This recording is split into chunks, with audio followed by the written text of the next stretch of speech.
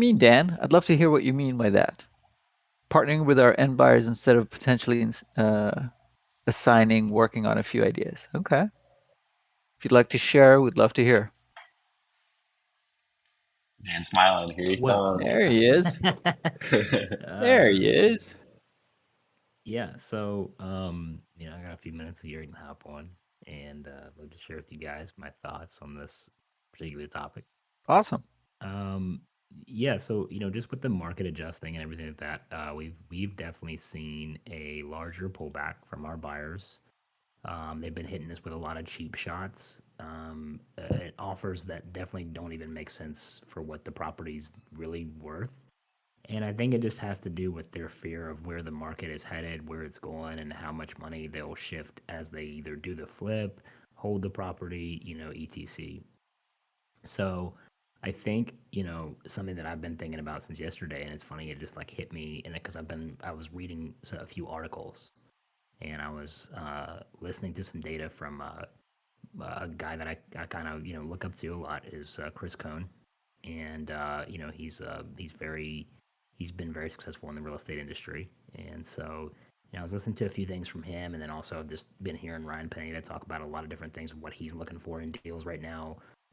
Went to a wonderful real estate event with my good friends John Johnson and Juan Nicasio, a few weeks back, and we learned some very valuable things for what one of the top investors is looking for cap rate wise, and it just shifts a lot what they're willing to pay up front, offer terms, and one thing that hasn't slowed down is our ability to get deals. So our ability to get deals has, if anything, increased and sped up.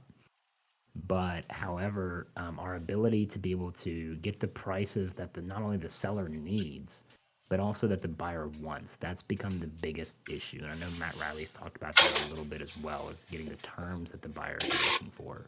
And then everybody's coming back a little bit under what they should be, even numbers wise, percentage wise, what the rule of thumb was before. So the rule of thumb is, in my opinion, is changing. You'll see a correlation data on what kind of the rule of thumb is starting to change a little bit. So, what I think that we're most likely going to do in this situation is, I'm coming up with some solutions of how to make this, the profitable and how to make it happen. But ultimately, I think what we want to do moving forward is we're going to try to find a few different ways to. We're still going to go and sell the deal, but ultimately, what we're going to do is we're going to sell it with a joint ventureship option for the price that we have it under contract at, instead of trying to assign it and get the top off the base product. So right, so when you're selling a real estate deal and you're assigning it, like that's the product, right? Is the piece of paper.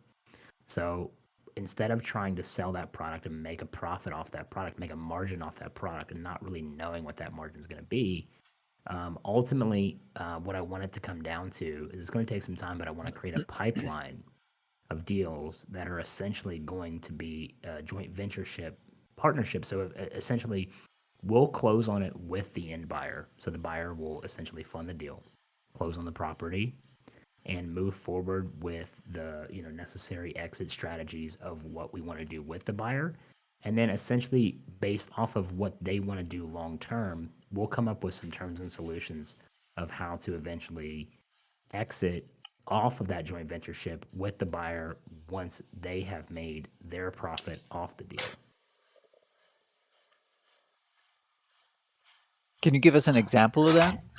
So, for instance, like a very basic option would be to partner with a flip, right? So, our Hmm. ability to get deals is still exceedingly better than most people's.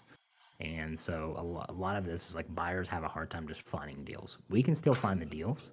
It's just that we're having a hard time getting the margin to actually wholesale, meaning assign and make profit on the deal. But a lot of times the buyers are coming out a little bit under or right at where it is an under contract, which is fine because then if we just make the adjustment with the seller, which my team can easily do if we need to be a little bit under, or if they need it right at where we have it under contract, instead of pushing it and saying, nah, we can't do that, move past, what we'll do instead is we'll just go ahead and sign the joint ventureship agreement with the buyer, move that forward into its own separate entity as a closing as on the closing table. So we take the property down with the end buyer and then allow the end buyer to go in, do the necessary renovations, flip it, then we help them sell it on the back end, right? So we do our disposition again, helping them do the process of working with the agent, getting all that stuff, getting that done with the agent, and helping them actually sell the property once it's flipped. And then once the buyer makes their, once we make our profit, once the property sells, what we do is we just collect the profits and split the profits at the closing table on the back end and the exit of the deal, rather than trying to assign the money up front and making only $5,000 to $10,000. This sounds like Okay. a OG novation. Well, essentially, like what it is, it's not really because you're not partnering with the homeowner themselves. You're partnering with you're buying the Your property cash with buyer. someone, and you're Yeah. using sort of like a an investor, and then essentially exiting on the back of the deal. Yeah. So So this could definitely work. Well, I can't say definitely. It should work with cash buyers, with fix and flippers. How would it work with creative or long-term tenants, like landlord So buyers? yeah, so essentially, what we would do in those situations is I'm still like I said, I'm Yeah, still yeah. kind of trying to figure out and come up with a whole bunch of different solutions of how we do and move through each deal. Hmm. But essentially, you have a lot of opportunities. Is like I definitely think that the market is going to shift this time next year. So we're going to have to go through this whole entire period of next year. So it's really going to get hard. So for people that don't know, it's really going to get hard if you're already in business. If you haven't started, you haven't closed your first deal, you're fine. You guys are fine. Like you guys will continue to be able to close deals and make money. The problem and where it's going to get hard for is those of us who are doing consistent six-figure months over and over and over again, or 50 to $100,000 plus a month. So basically, it's going to get extremely difficult for those of us in those positions who have those established businesses inside of the industry, because our flow for how we kind of set up our analytics up to this point is basically that's killing me. Our flow for how we've set it up to this point is basically established off of just getting the cash deals, assigning to the end buyer, and then moving forward. That's going to become more increasingly difficult to do as the market starts to move forward. But it's also going to become hard for the end buyer to consistently continue to find deals. So instead, what we can do instead is, even when there's a tenant in place, what we can do is we could either partner with the end buyer. We could eventually have them buy out us, buy us out of the equity of the property once that once they have established that they can potentially refinance, once the interest rates go down a little bit, or in some case scenarios, maybe we can create a creative solution on the property where we can finance out our equity in the percentage of the home that we buy with the buyer. So we come up with a certain terms of solutions. Hey, we're going to own this percentage of the deal once it closes, and then afterwards, once it closes, we will give you, favorable creative terms on our percentage of the deal itself. So there's a few options to be able to do that, and that's one of the things that I'm looking at. But mostly, what I'm looking at is looking at the data and showing that the interest rates are eventually going to have to drop at some point, and they most likely will drop around this same time next year. So once that happens, the buyer will be able to refinance the property into into a very low interest rate based situation, be able to take some of the money, like take some of the equity out of the property, and in that case, we'll be able to split some of those profits with the end buyer, and be able to exit out of the deal ourselves. So it's more of a long term play solution Exactly. That's what I was going to say. with these deals, and ultimately, I think this is what wholesaling, quote unquote, is going to come down to. I don't think that wholesaling, how we've been seeing it for the past 4 or 5 years, is going to continue the way that it's been. So the people that are going to succeed are the people that I'm working with. Number one, right? So the people that are working with my business company, my Apex business consulting company. Those are the people that are going to succeed because they're going to get the best solutions for how the market is going to proceed as the future continues to change. And then also, the people like Matt Riley and Andrew Flipwell, and all these people who are thinking outside the box Even John, who is starting to really think outside the box in terms of what he's doing, just individually. And I know Bob will continue to think and shift outside the box. But everyone who tries to stay within the box that's been making the money up to this point so far is going to fail. And I'm telling you that right now. That's my omen to you guys. You guys are going to collapse if you don't try to figure out and make a shift in the coming 4 to 6 months. And you might not fail necessarily, but you're probably going to make significantly less money and you're going to have to move on to something else. So it's going to it's going to force you out of the game. But people that are going to succeed are going to be your Matt Rileys, your Bob Sadai's, your John Johnsons, your Andrew Flipwells, and your people too that are going to be able to think and continue to solve themselves out of the box. The people that are going to collapse are going to be your FISBO people, your on market cash, transactors, your people that are just doing cash deals, and everybody else in between. You guys are going to collapse. So, because your ability to be able to shift and move those deals it's going to be impossible. So, now is the time to create shift in your business. So, while the market is slowing down, really highlight and work on your business right now so that you can make the necessary adjustments and, attune yourself to what is eventually coming. Yeah, I know that Angelo might want to start listening to me eventually. I know he doesn't want to listen to me right now, but he might want to start listening to me eventually because I Who's keep this? telling him that things are going to change, but he's not listening. So eventually he will listen, and eventually he'll be one of my clients too. He's going to make millions and millions of dollars. So he's the man. I know he'll make the necessary moves and adjustments that will eventually pull him out. You know what I mean? He's gonna continue to do what he's doing right now, but that's working for him. But he'll uh, he'll make the necessary adjustments. I'm not worried about him. I'm talking about all the other people that don't really have the same work ethic, the same mentality that AB has. So I know AB's safe. But You already said. everybody else who doesn't have a system in place, if you guys aren't thinking outside the box, you guys are going to collapse. I'm telling you right now. If you guys are not trying to shift your mindset, trying to think outside of what everybody else is doing. If you've been closing 1 deal to 2 deals a month and you think that's going to continue just assigning these deals, it's not. I'm telling you right now, it's not going to continue. You better learn how to shift right now. Whether that means hiring someone like me and putting someone like me inside of your business and helping you learn how to shift and giving you the correct, adjustments and data that's necessary to teach you how to shift, or whether you're trying to come up with ideas outside of your box. It's, outside of your own box. It's up to you and just figuring out what that solution is going to look like for you. But if you keep going right now the way that you're going, and you refuse to make adjustments and you get stubborn, you guys are going to get knocked the fuck out of the ring. So, I'm just telling you guys that right now. There wouldn't be a reason that I'm trying to shift into what I'm doing. So, Matt Riley, you don't have to worry about UPS, man. You're working with me now, baby. We safe. We all You good, heard man. what he said. That's funny. Well, I mean, what you're describing, Dan, is basically um, a change in the industry, and nothing is constant except constant change, right? So, what you're describing basically is how everybody needs to change, and not everything is going to continue the way it has been, like you said, for the past year or 2 or 5. Excuse me.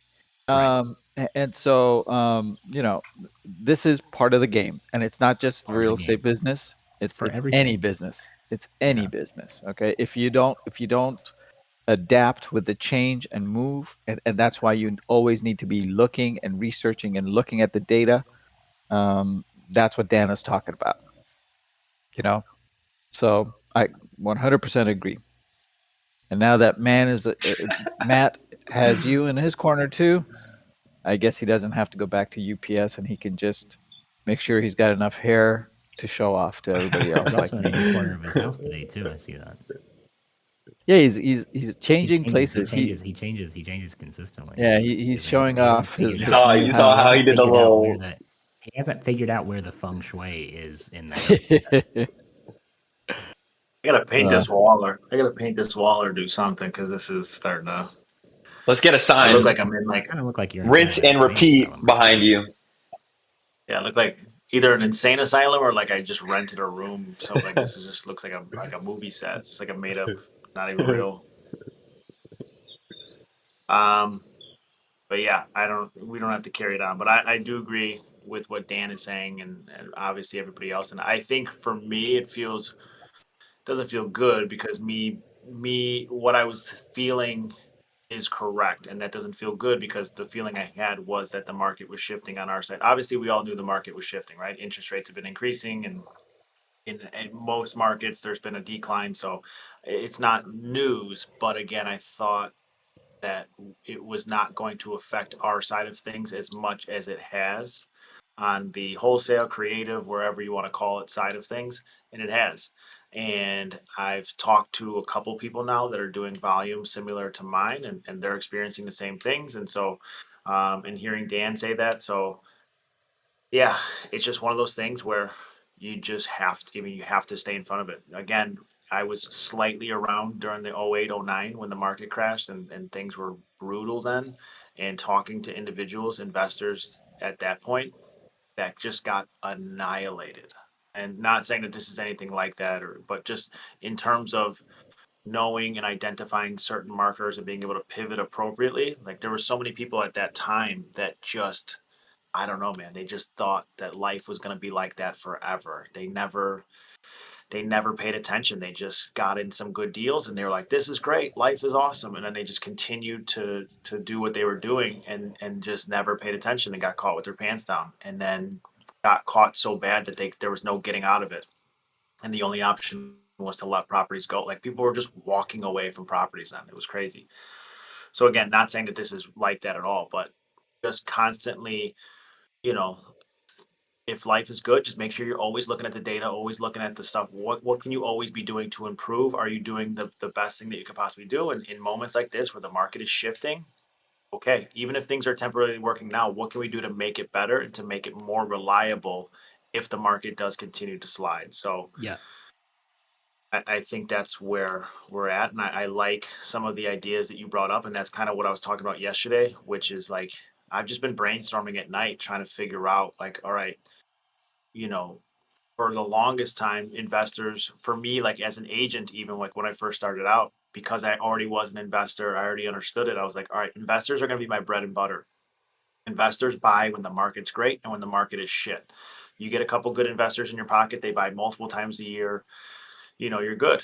But also in times like this, investors start tightening up. So the people that follow the 70%, ARV rule, and then all of a sudden people are buying, yeah, exactly.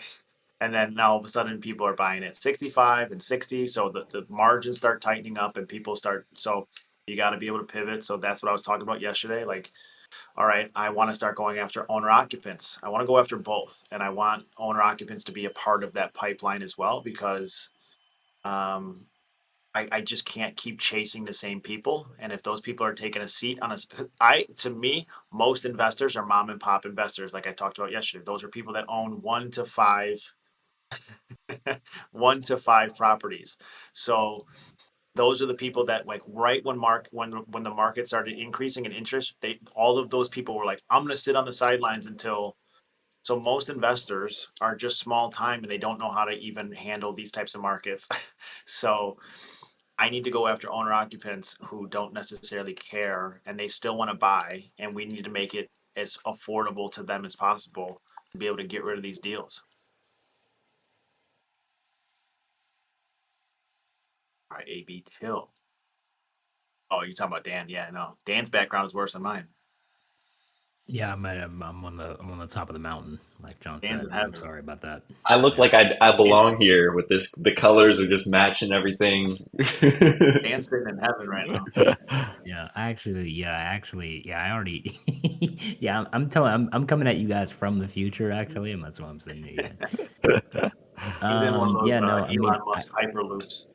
I will say like right now, so I tell people right now is like right now is the time to invest into your business, whatever way that looks like for you. Again, like I'm not telling you to come and like work with our company, but you need to do something, whatever that is. Invest into your marketing shifts, invest into your business systems, invest into, some way to transform and get ready to change the future of what it is that you're doing. Don't invest into new leads right now. Don't invest into kind of trying to amp your business up.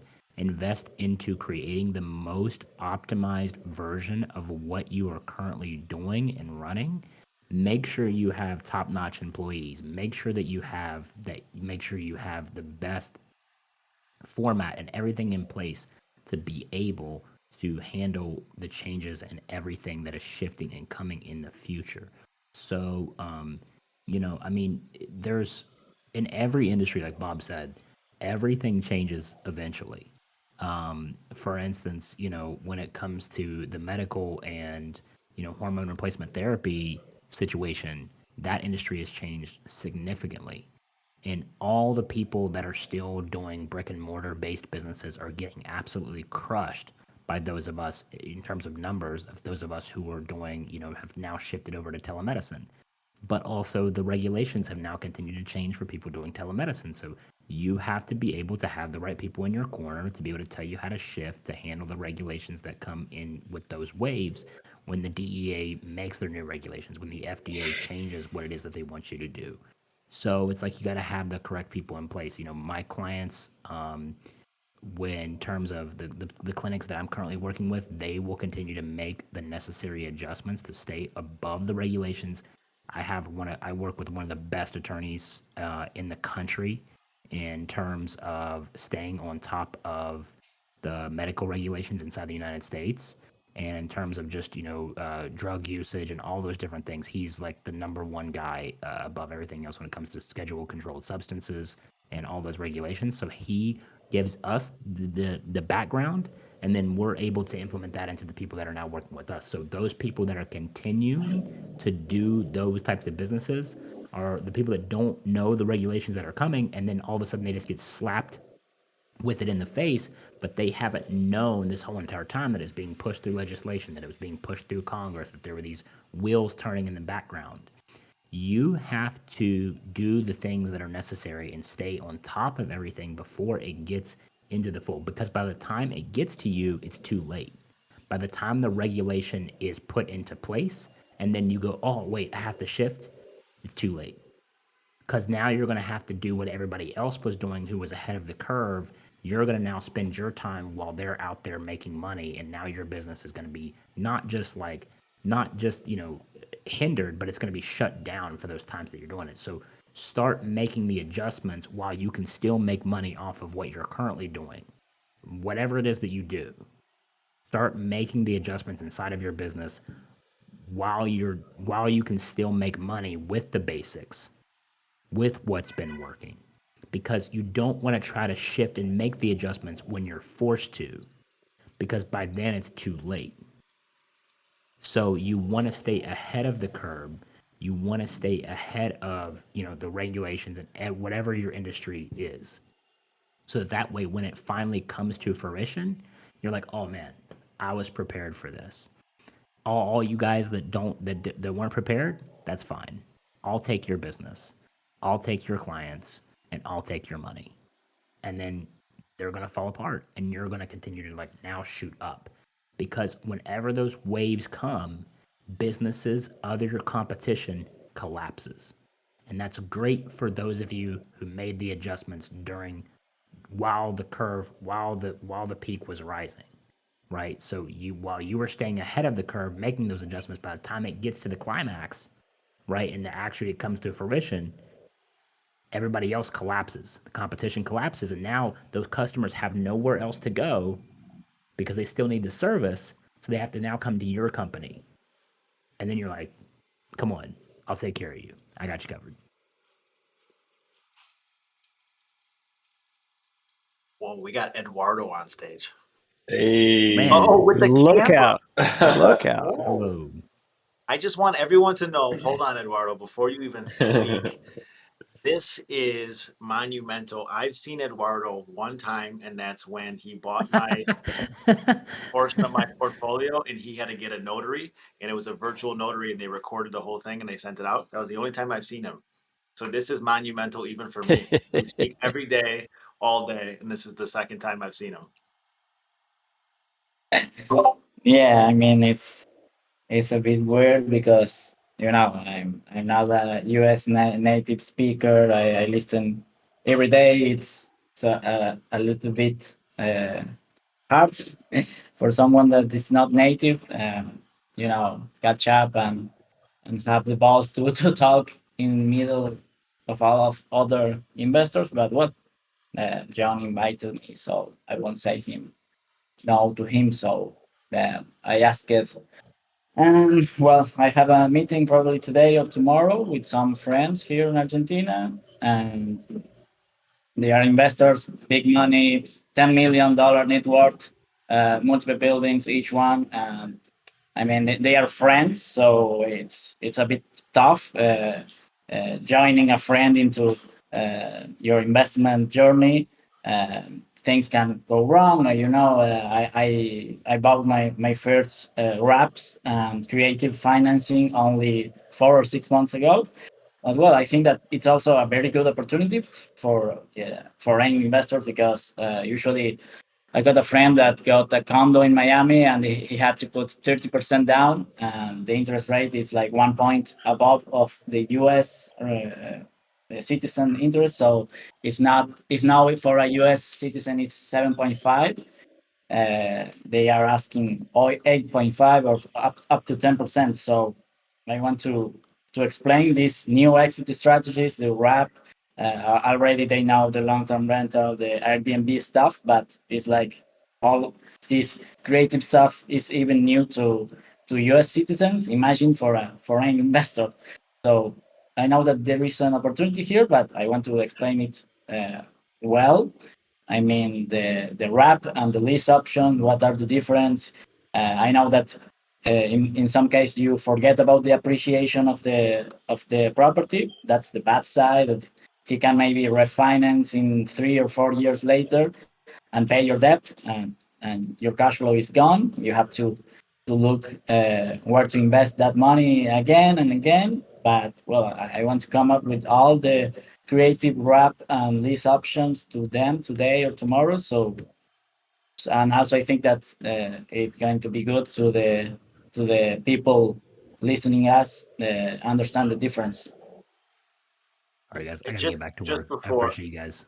Appreciate you, Dan. Thanks, Dan. this, see Dan, Peace. this Eduardo, me and him have been voice messaging back and forth the last couple of days because again, Eduardo is we're partners on these on the acquisition, the lead flow, and everything else, and so um, I've been voicing to him my concerns about this market shift and things like that. So we've been voice messaging back and forth about just what are the new exit strategies, like what should we be doing, different things, and that's like the owner occupant thing that I was talking about in wraps and lease options. We talked about this less than 48 hours ago, and he's already talked to his Argentinian investors and gauged interest and things like that. So again, not that I ever had any concerns about Eduardo, but just in general with like the community, anybody else that has any excuses of why you're not doing what you should be doing or where you're not where you want to be because of X, Y, and Z. This dude is in Argentina, already has another job,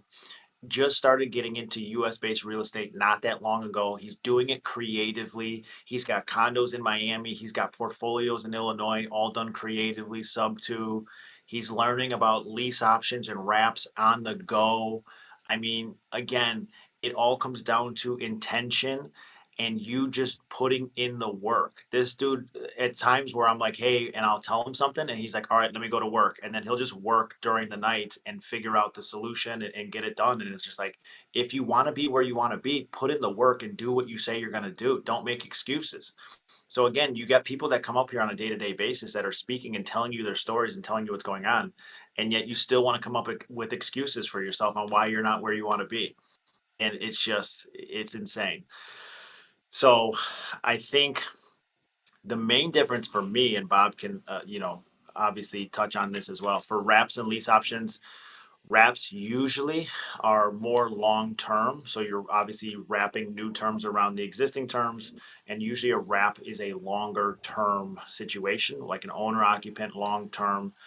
So that the end result of that would be like a foreclosure if they stop making payments. But usually you would do like a 30-year wrap, a 15-year wrap. It'd be long term. Like Lucius Wright in 3811 171st Street, that is a 30-year wrap.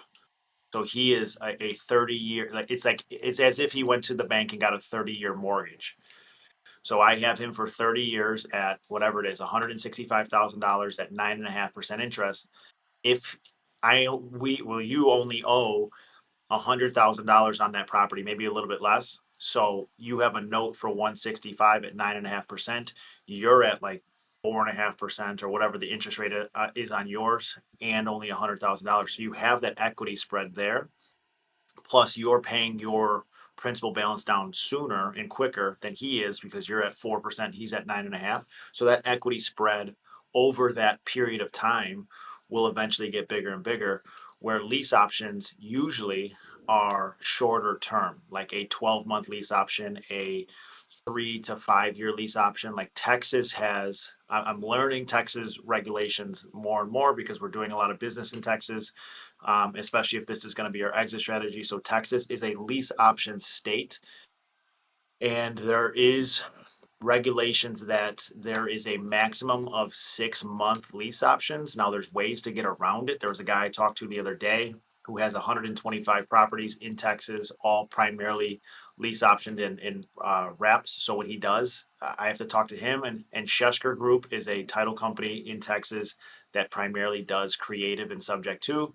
I don't know, Bob, is he recommended in sub two? I don't know if you're there right now. Alan Shesker. I've heard his name, but Scott Horn is the one who's been promoted more than anybody else in Texas. Okay, so either of those individuals, the people that I know, like the guy that has 125 properties and a couple other ones, um, they use Chester Group to help with the process because again, new regulations have taken place where you have to get a mortgage lender in between you because there was some predatory lending style regulations that took. So again, there's a lot of things that you need to look at with that type of thing. But Texas is a lease option. So what they were doing was like 6 month lease options that then convert to wraps or owner financing. So, but primarily the difference for me is wraps are usually long term. You're wrapping to for a 30-year note or whatever that is, and then lease options are usually shorter. So I buy something for $100,000, I lease option it for whatever $150,000 on a 30 or on a 3 year lease option. So they have 3 years to execute that option to purchase that property for $150,000. If they do not execute their option, then according to your agreement, the next step takes place. They either convert to a tenant at that point, they leave the property, whatever it is. Where on the wrap side of things, that's technically 30 years of fixed financing. If they stop making their payments, the same way if you stop making payments to the mortgage lender, you would then get foreclosed on, and then that becomes that process. So you make more money in a wrap technically because you're collecting interest over a 30-year period. And then if they even if they still refinance, they have to pay off their note to you. So you still make that money, but you're make the primary is the long, like the guy that owns that 125 units in Texas, he doesn't want anyone to pay him off. He wants 30-year notes because he wants that cash flow and he wants that long-term interest payout. So Does to this guy me, have, sorry, oh, go ahead. Yeah. I was gonna Also, ask, if the guy that we have, for example, in Illinois, he's at 9.5%. If he managed to fix his credit, probably he could refinance at a lower interest rate. So the Right. bigger interest rate that you put on them, probably he's more concerned and afraid to pay too much. That he would prefer refinance. So also it need to be a fair rate, I think, so they don't refinance as soon as possible, so they can keep it for the 30-year long term. Otherwise, you will try to refinance as soon as possible, I think. Yeah, that's why I think it's important to figure out the data of that area and bake in enough equity, right? So like we have $100,000 loan, let's just say, and the house is worth 150, whatever it is.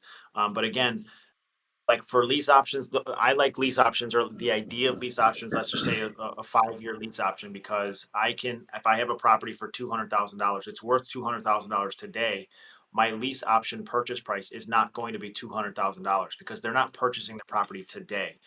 They're purchasing the property in 5 years' time. So I'm going to run the numbers of what I expect, a safe conservative estimate of what this property is going to be worth in 5 years' time, and that's going to be my equity. So today it's worth 200. 5 years' time with 5% increase in appreciation, or 3%, whatever it is. So now the purchase price is going to be $250,000 for their option price. And the difference between a wrap and a lease option as well is, with lease options, it's a lease option fee. So the money that they give you up front is a lease option fee. Whereas a wrap, the money that they give you up front is a down payment, the same way with a mortgage or a loan. So that money gets reduced from the principal amount. So $200,000 is the loan, and they give you a $20,000 down payment. Their principal balance is now $180,000. Where with a lease option, the money that they give you up front is just the lease option fee. It's the money they're paying for the option to purchase that property at the given time. Yeah, the other major thing is a lease option, just like its name. It's first a lease with an option to purchase. So they are not holding title in a lease option. You still are. Okay. So you get to enjoy the benefits of the tax deductions, the equity, or whatever else. Okay. Whereas with a wrap, they actually are on title. Okay. So they get to enjoy the tax benefits of that property as well. Okay. So that's the other major factor, the difference between lease option and a wrap. Okay. With also, like Matt just said, with a lease option, that option fee is not a part of the down payment. Whereas with a wrap, whatever money they put down, that's a down payment, just like they're paying a lender, okay, to purchase a property. So those are two major things. Excuse me. And then the other thing is, with a lease option, wow, I blanked out. There is another great point I might come up with later, and I'll tell you, Eduardo. But Yeah, I just blanked out right now. I think when I first started learning about them, I thought they were both the same in terms of you can make both individuals responsible for all the maintenance. You have no responsibilities as like an owner landlord in both those scenarios. But I think there's more regulations on the lease option side than the wrap side in terms of like predatory lending purposes, because with a lease option, like Bob said, it's a lease first. So like Chris Monroe in St. Louis came in here a couple weeks ago, and he does primarily lease options on all the properties in St. Louis that he does. And it's a lease. So he presents them a lease, a rental agreement, and then just a 1 or 2 page option agreement to purchase the property. So for all intents and purposes, they are a tenant per se, They are. until they execute that option to purchase the Exactly. property. So there are people that I've talked to and come across that in their language, in the lease agreements and their option language, they try to make that quote unquote tenant responsible for all maintenance expenses, everything. So that owner is hands off. Can they get away with it? Sure. Yeah. But if somebody were to push back on it, that person is a tenant, and you cannot technically, according to certain regulations, depending on the market and counties and things like that, you Right. cannot make that tenant responsible for their own maintenance and in different, like if there's general safety concerns, there's mold and flooding, and like they're not responsible. They're the tenant. You as the owner are responsible for those things. So again, people write it into their lease agreements on their lease options all the time that they're responsible for everything. The tenant is. And the Yeah, tenants, but some of them will do that and some yeah, won't. and, so the way we do it is we put the responsibility of maintenance and repairs on the tenants in a lease option, but we put a cap on it, like $500 or $1,000. Okay, so if anything major, like you said, mold or an HVAC goes out, that's 5,000-6,000. We don't expect them to pay for it. They pay like 500, and then we pay the rest. Okay, so Yep. that's how we get around that. But with lease options, there are ways to get around all of those things. The other thing is with a lease option, just like we've been saying, since it is a lease, their monthly payments does not go towards the purchase price, the purchase amount. Yeah. Whereas with a wrap, it absolutely does. Okay.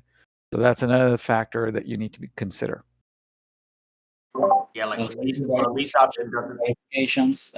It's like I have to take my kid to school in 25 minutes and I have to eat already. So it's 1 p.m. here in Argentina. So thanks for Look at the. this guy. He's telling, we're helping him and he's telling us to go F ourselves. All right, fine. Is that how you really feel? Yeah, Fine. I wanted a 10 or 15 See if we minutes answer your question next time. no program about leases and that. Thank you. You're Tell kidding your with me, kid, man. Thank you for tell bringing your it kid up. they're staying at home from school today. There's things to learn, all right? Yeah, so see you later in about half an hour. Take care. All right, take care. Pleasure to meet you, man.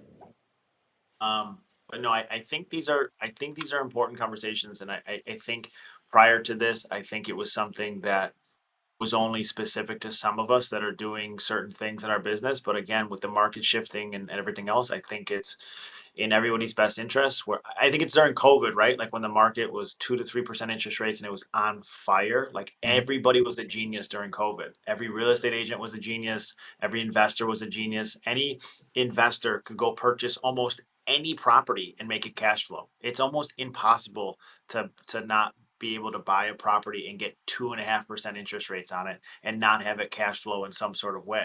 So if you do that enough times, you're like, oh, I'm the best investor ever. And then if you're a real estate agent that just entered the business during COVID and everybody wants showings, everybody wants to sell their property, everybody wants to buy a property, people are going over ask, people are getting rid of all the contingencies, people aren't even doing appraisals. Your business is booming over that 2 years. You're a genius. You think life is going to be like this forever. You didn't even have to use your brain at all for 2 years. You could literally just be brain dead for that entire 24 months and make $200,000 a year. And then all of a sudden the market shifts and no longer is those 2.5 interest rates around. No longer are those multiple offers around. No more any of those things. And all of a sudden you got to turn your brain back on and you don't even know what to do, especially for agents and people that entered the business during that time. That's all they knew when they first got in. A lot of people got into the business because of how the market was. And they're like, oh, it's my time. It was the gold rush. They were like, it's time for me to make money. Look at this. Everybody around me is making money. It's time for me. So they went and got licensed or they started buying properties. Same people with the BRRRR strategy: buy it, rent it, or buy it, rehab it, rent it, refinance it, repeat. At 2.5% interest rates, even the investor rates at that point were insanely low. You could do anything you wanted to. And then all of a sudden, when rates started climbing to the 5, 6, 7%, those people didn't know what to do. And they're like, well, I'm just going to sit on the sideline until the market gets better. Well, here we are 2 additional years later, and the market still isn't getting better. We're still climbing up rates. The markets are still starting to slide down. So you can't sit on the sidelines. So we all have to pivot here, and we all have to learn as many exit strategies as possible on these deals. We all have to learn as many, acquisition strategies as we possibly can to be able to weather the storm. These things happen. It's ebbs and flows. Yeah, And but I think, but sorry.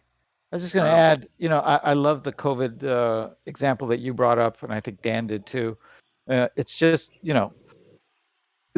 we go through cycles. We may go through cycles faster than other businesses or industries do here in real estate. Okay.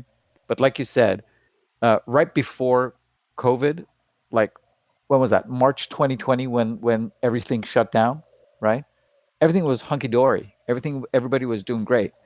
But as soon as the government shut everybody down in March of 2020, things shifted, things changed. Okay? And I think that's exactly what Dan and Matt have been telling us today and yesterday. Okay. Which is, hey, something's changing, something's about to change. Okay. So they're ahead and they're telling you guys right now, hey, be careful. Okay. There's going to be a shift. You need to adapt, you need to shift. Okay. And then so during the first, 3 to 6 months of COVID, if you remember, Matt, okay, where there were hardly any showings, where everybody was panicked. Nobody wanted you to be inside their house. The homeowners didn't want you to show the properties or anything like that. Okay. I had How an was ISA that company. different?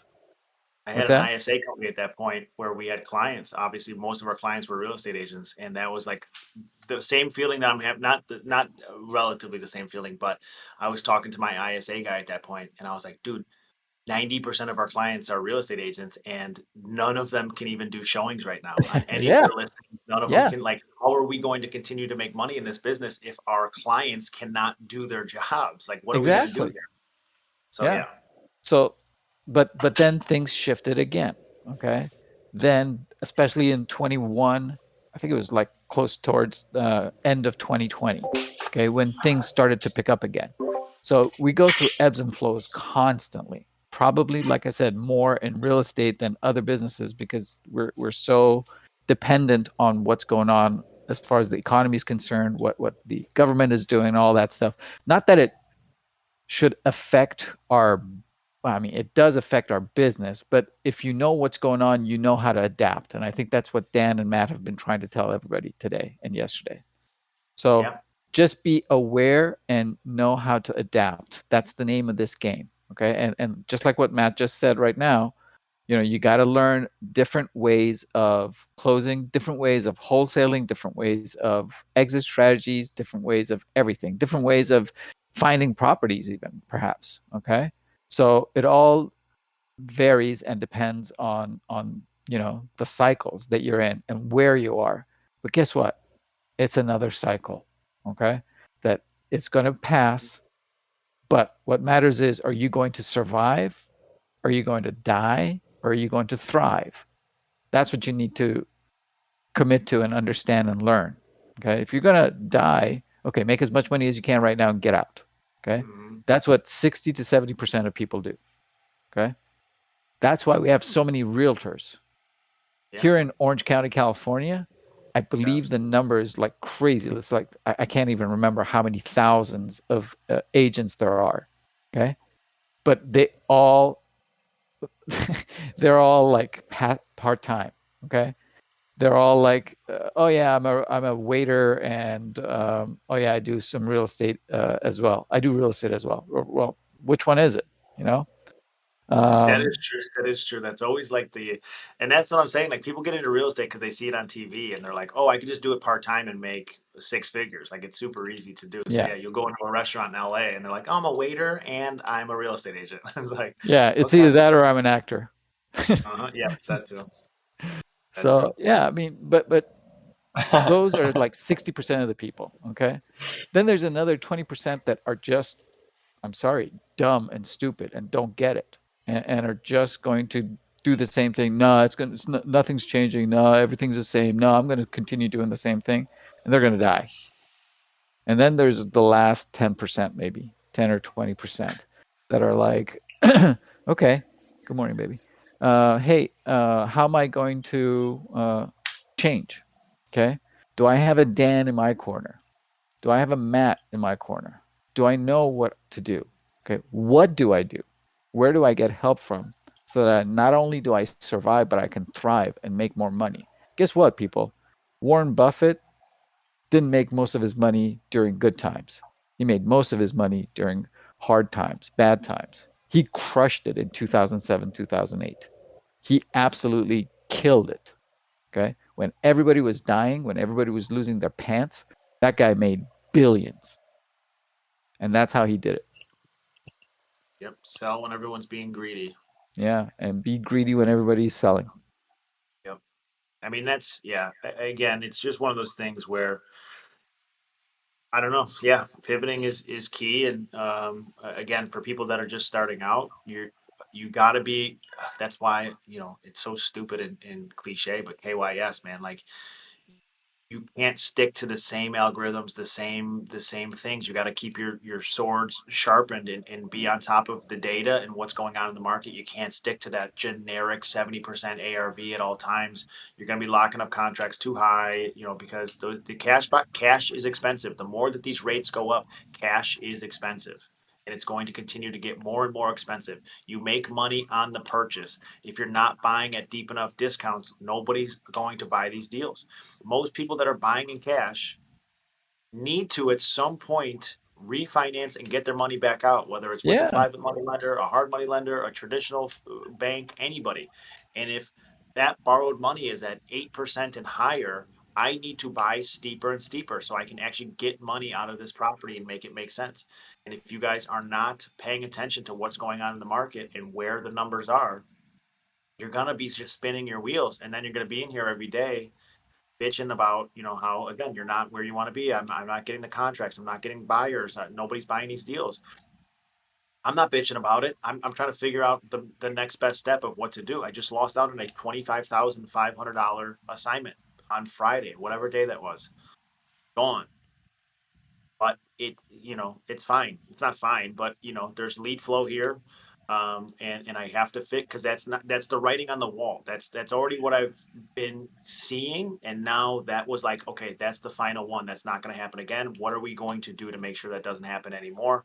What are the new strategies that we can implement to make this thing make more sense until we get out of this situation? Whether it's like Dan thinks in this time next year, maybe it's 2025. Who knows how long? So what are we going to do in the interim? Yeah. Hey, Armin. Sorry, John. Do not listen to John on this. Okay, do not drop out. Do not drop out in 12th grade for I crying like that out loud. he used bold for immediately. I'm in 12th grade. He's about to graduate high school, and John's like, forget it. Forget all the time you put. Yeah. Might as well start going to middle schools and saying, hey, what's the use of high school? Get in real estate, man. For real. Where we're talking doom and gloom all of a sudden right now. Can you imagine Yeah. if you're 16 or 17 years old hearing Dan talk about this and then Matt comes and talks about this and they're like, holy shit, what am I going to do? No, I can't do this. Well, what's funny, not funny, but like I said, when I first started getting into real estate, I got in right around that 0809 period. And that's when I bought my first 3 unit building. And I bought it from that guy, Terry Sullivan, who was he is the epitome. He's the poster child for what took place then. He got, he was having a good time. He was a builder. He was building a bunch of 3 and 6 unit buildings, building them and renting them out within 90 days. From start to finish, building and renting them out 90 days. Just boom, boom, boom, boom, boom, getting him appraised, getting his money back out. The building that I bought for $170,000 the year before appraised for almost $400,000. It lost 50% of its value in 12 months' time. And this guy built a $5 million custom home. Him and his wife living lavishly with both neighbors on both sides making $5 to $10 million a piece. He said every lunch they were in their in-ground pool with their neighbors drinking vodka and having a good time. Wow. Fast My dream forward, life. My dream fast life. forward Ooh. Fast forward to when the market crashed, he then got his house foreclosed on, lost it to Yeah. foreclosure, lost all of his properties, and then him and his wife ended up renting a 2 bedroom apartment for the next 3 years until they could get back on their feet.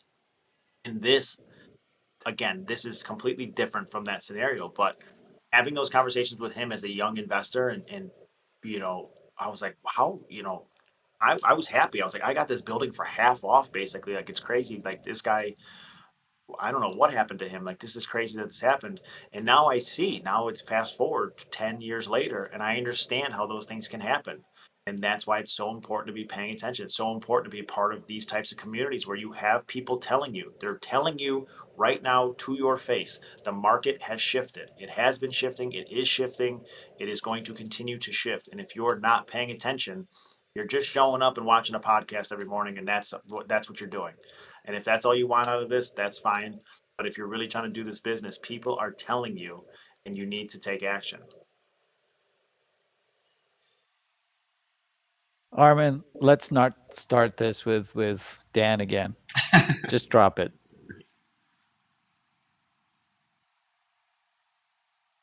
Um.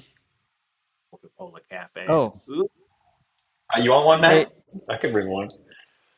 what is it? Just coffee flavored Dude, it's Coca-Cola? crack. That's what it is. Ooh, For the meetup, I gotta bring ooh, some for you guys. that morning time Coca-Cola. It's so good. It's weird. I only had one, That but American diabetes you brought over to Brazil. yeah. hey, it is 9:35. I'm sorry, guys. I have to put a hard stop from now on at 1 hour for me. So I have to jump off because I'm behind and we're shifting. Yeah, I was gonna say So I got a brainstorm over here.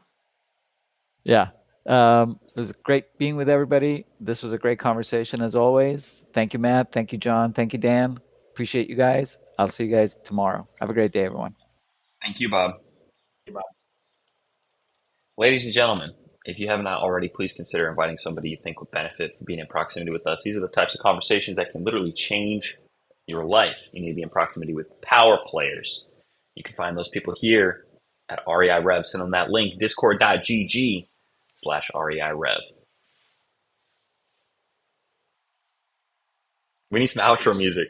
Peace. We do. We need like a little some lobby music, or you got to get some Pooh Shiesty as our outro. we need to get like somebody to come up on the stage to like do like the soundboard and that kind of stuff. We'll figure it out. Peace. Peace.